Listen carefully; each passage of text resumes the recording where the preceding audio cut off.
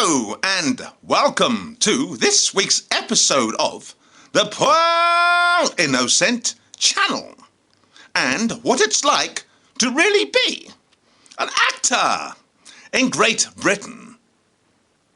Been a good week. Fantastic things have happened. Well, I did say I'd have another question and answer thing previous to the last question and answer session, that there'd be another question and answer session, and there is just that. Ding! Here it is. Anyway, got a question here from Michael Smith. He says to me, Paul, you've been acting now for a while. Have you ever found anything you'd rather do as opposed to being an actor? Well, Michael, I haven't found anything I'd rather do in place of being an actor. I found jobs that I find quite pleasant, but nothing quite as pleasant as treading the boards or standing in front of a camera whilst actually reciting words via another person's persona or another personality. So, no, I haven't actually found anything I'd rather do as opposed to being an actor. Two more questions. This one's from Zoe Stillman. She says to me, Paul, where did you train as an actor, and how was it at the drama school you trained at? Well, I trained at a drama school named Webber Douglas Academy of Dramatic Art. It was a 3-year diploma I was on, and I had a wonderful time. There were some wonderful actors come from our group, some of who you know very, very well from in television and film, but some have done extremely well. Others haven't fared so well and have slid somewhat into the background, but I'm sure they're happy no matter what they're doing right now. But yeah, I trained there.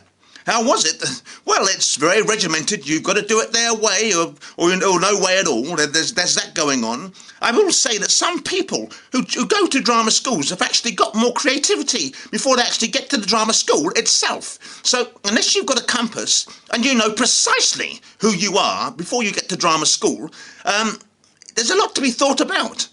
Granted, you have to beat 2,000 to 3,000 people for one of 20 to 30 places, but that doesn't guarantee you the soft road when you come out of drama school itself. Remember, you're only as gifted as a person who went into drama school. It's just been reshaped and remoulded in a different sort of package, so it's become marketable and nothing else. All right.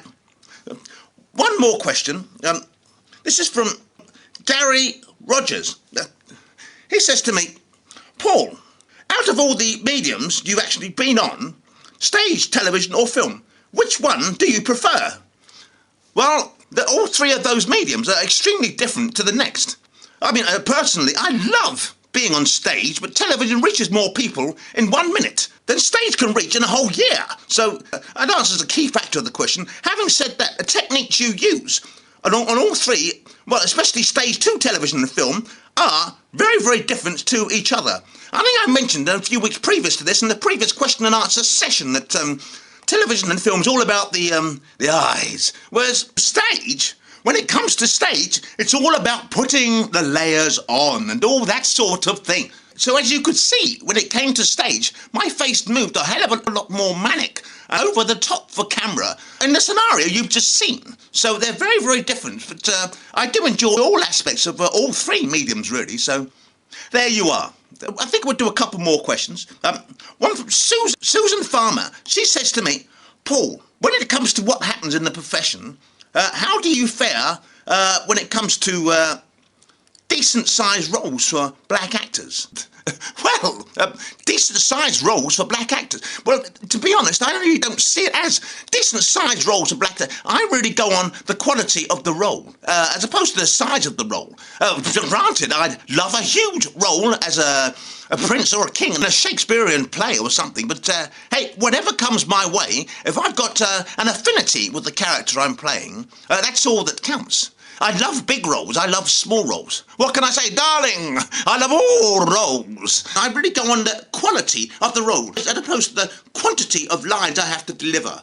But that's me. I know there are a number of actors in the past who've actually had every word counted. I could name a few, but I'd get a lawsuit, to actually make sure that their opposing actor isn't actually outdoing them on dialogue. And I think, ha! What poppycock! What poppycock! But I know it goes on, or it did go on back in the 70s and 80s, all over Britain and in America. But there you are. Anyway, well, another question. This is from Victoria Wanstead, and she says to me, Paul, I've got a friend who's the son of a celebrity, and he's determined to make it on his own. And whenever I mention the fact he's actually got a father who's in the business, he loses his cool. What do you say to that? Lots of celebs have children who actually go into the business themselves, and they often try to make it on their own, but they see it as a bit of a bedbug that they're actually linked to these very, very well-known celebs by blood. And I think, well, you know, if it's there, well, you know. But I'm not from a celeb family, so I really can't be objective on what you personally should do. Only you and your conscience or your, your psyche knows what to actually do when it comes to this situation. And I'm sure you'll make the right decision. Anyway, that's it for this week's episode of the Paul Innocent Channel. And what it's like to really be an actor in Great Britain. Bye-bye.